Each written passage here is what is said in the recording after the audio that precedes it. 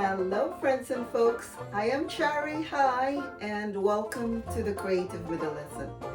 It will just be a short one today.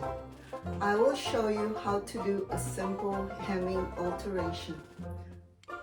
I know a lot of us have this problem. We order a dress online like this, and as we come in small packages, we end up looking like this.